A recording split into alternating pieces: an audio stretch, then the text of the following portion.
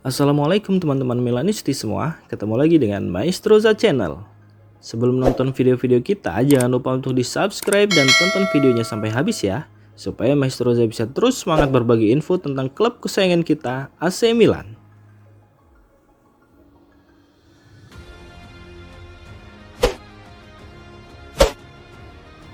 Pergerakan lambat, Gary Cardinale kunjungi Milan bahas strategi transfer. Pemilik AC Milan Gary Cardinale tiba di Milano hari ini untuk pertemuan penting dengan manajemen klub, membahas strategi transfer musim ini. Pertemuan ini berlangsung di tengah tekanan yang semakin meningkat dari penggemar akibat lambatnya pergerakan di bursa transfer.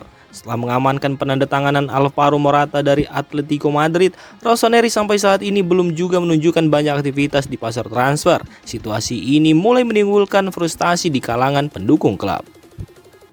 Nama-nama seperti Yusuf Fofana dan Strahinja Pavlovic terus dikaitkan dengan AC Milan, dengan laporan yang menyebutkan bahwa kesepakatan untuk kedua pemain tersebut hampir selesai, hanya misalkan beberapa juta euro lagi. Namun sampai saat ini belum juga ada tanda-tanda kedua pemain tersebut datang ke Milanello.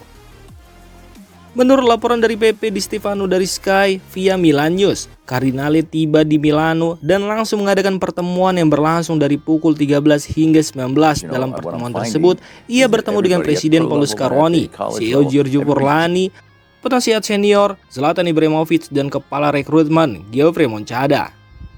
Diskusi ini tidak hanya sekedar pertemuan singkat, melainkan pertemuan maraton yang mencerminkan urgensi dan pentingnya topik yang dibahas.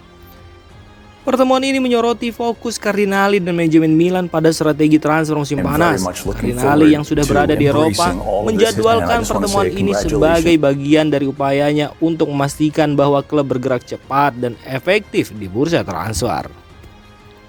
Dengan adanya diskusi ini diharapkan dapat mempercepat proses negosiasi dan menyelesaikan kesepakatan yang tertunda. Para penggemar Milan menantikan hasil pertemuan ini dengan harapan bahwa klub akan segera mengumumkan beberapa penandatanganan baru. Ketidaksabaran meningkat karena Milan perlu memperkuat skuadnya untuk bersaing di level tertinggi di musim depan.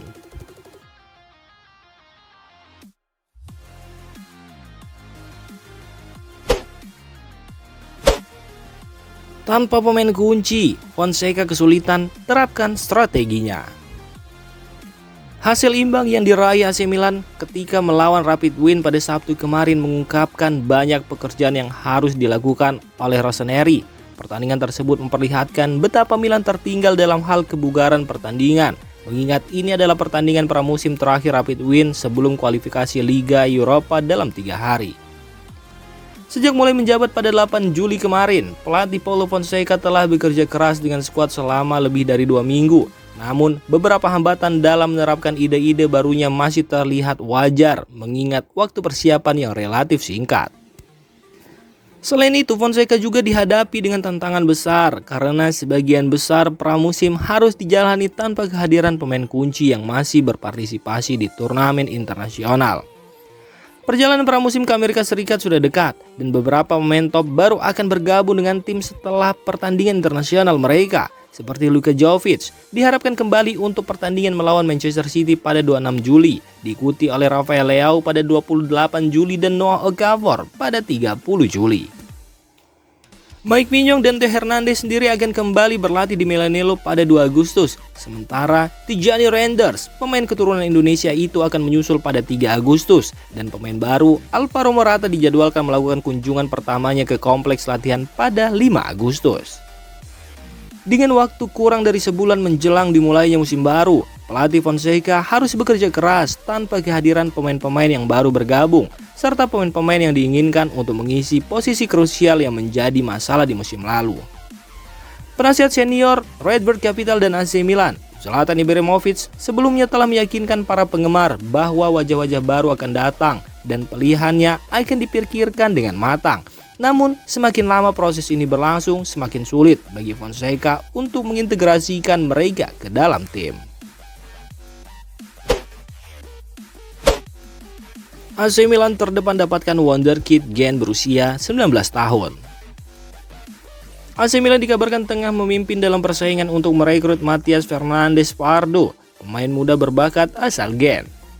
Menurut laporan dari TMW, Matías Fernandes Pardo tampil cemerlang di akhir musim lalu. Meskipun hanya menjadi starter dalam 2 pertandingan di musim reguler untuk Gent, ia menunjukkan kemampuan luar biasa di babak playoff dengan mencetak 7 gol dan 2 assist dalam 10 pertandingan. AC Milan sendiri telah melakukan kontak baru dengan Fernandes Pardo dan agennya. Selain Milan, Roma dan Lazio juga menunjukkan minat pada pemain muda ini. Namun, Rossoneri dikabarkan lebih unggul karena telah memulai diskusi lebih awal dengan penandatanganan yang lebih konkret. Gent menghargai Fernandes Pardo dengan harga 15 juta euro. Angka yang dianggap cukup tinggi mengingat pemain tersebut hanya bermain 15 menit di tim utama hingga bulan Maret. Untuk menurunkan harga tersebut, Giovanni Moncada dan tim Milan telah meminta bantuan perantara. Manajemen Rossoneri berharap dapat menegosiasikan harga yang lebih sesuai dengan potensi dan pengalaman sang pemain.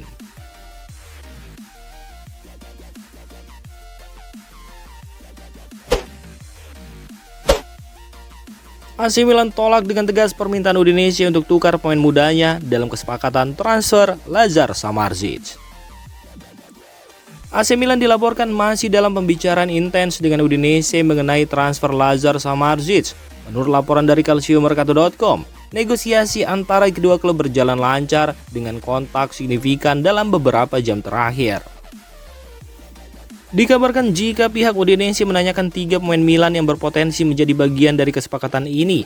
Mereka adalah Davide Bartesaghi, Kevin Zeroli, dan Lorenzo Colombo. Namun, tanggapan dari Giovanni Moncada, direktur AC Milan, sangat jelas. Tidak satu pun dari ketiga pemain tersebut akan dimasukkan dalam kesepakatan. Nama Kevin Zeroli mendapatkan penolakan terkuat dari Milan. Klub melihatnya sebagai permata masa depan dan sangat mengandalkannya untuk tim Futuro. Moncada dan manajemen Milan yakin Zeroli memiliki potensi besar yang tidak bisa dikompromikan. Sementara itu, untuk Davide Bartesaghi dan Lorenzo Colombo, meskipun Milan terbuka untuk negosiasi, tidak ada kesepakatan mengenai evaluasi kedua pemain tersebut. Ini menyiratkan bahwa Milan menilai mereka lebih tinggi daripada yang dilakukan Udinese.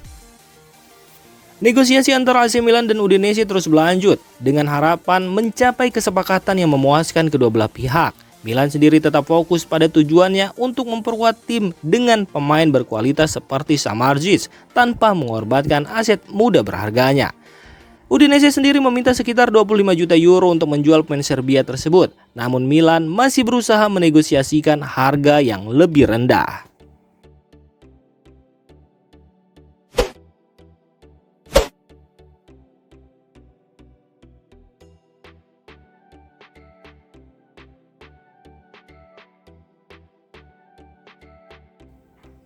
Demikian informasi dunia sepak bola terupdate hari ini.